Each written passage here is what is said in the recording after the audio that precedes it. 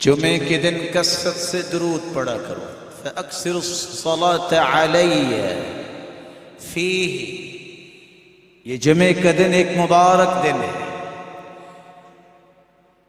کیسا مبارک دن ہے؟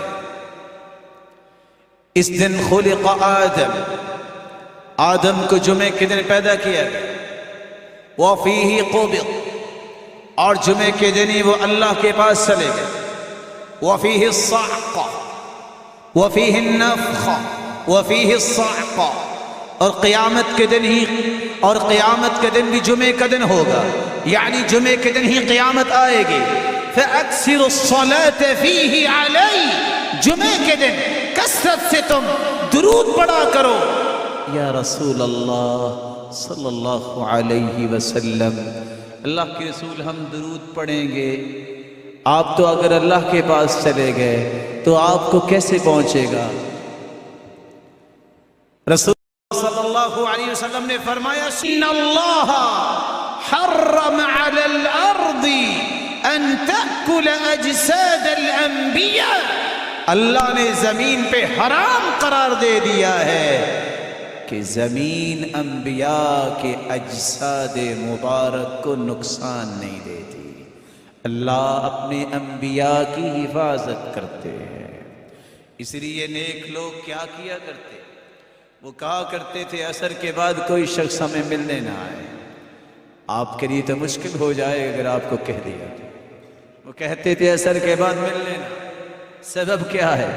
کیونکہ حدیث میں آتا ہے جمعے کے دن ایک ایسی مبارک گھڑی ہے جو مانگو اللہ عطا کر دیتے. اور اس گھڑی کے بارے میں دو روایتیں ہیں. خطبہ شروع ہو الی ان تقضى الصلاة، خطبے کے شروع سے لے کے نماز ختم ہونے تک یہ گھڑی ہے. اور دوسری روایت میں آتا ہے من بعد صلاة العصر الی ان تغرب الشمس، عصر کی نماز سے لے کے جب تک سورج غروب نہیں ہو جاتا اتنا مبارک وقت ہے کہ جو بھی دعا کرو گے اللہ قبول فرماتے. تو وہ کیا کیا کرتے؟ عصر کے بعد دروازہ بند کرتے، یا دعا کرتے یا درود پڑھتے. مبارک گھڑی ہے قبولیت کی اور درود کا حکم ہے. ان دو کاموں کے لیے اپنے وقت کو خاص کرتے. یہ محبت ہے، یہ عقیدت ہے. یہی اصل محبت اور وفاداری ہے کہ جو اللہ کے رسول سے سچا محبت کرنے کا دعویٰ کرتا ہے اس کو کثرت سے درود پڑھنا چاہیے.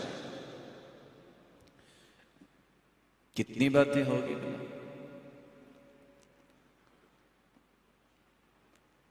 جاگ رہے ہیں سارے انشاءاللہ؟ کتنی باتیں ہوگی؟ میں نے تو 5 بیان کی ہیں، 6 کیسے ہوگی؟ رسول اللہ صلی اللہ علیہ وسلم نے فرمایا صبح و شام درود پڑھو. اذان کا جواب دے کے درود پڑھو. مسجد میں داخل ہوتے وقت تشہد میں درود پڑھو. جمعے کے دن درود پڑھو.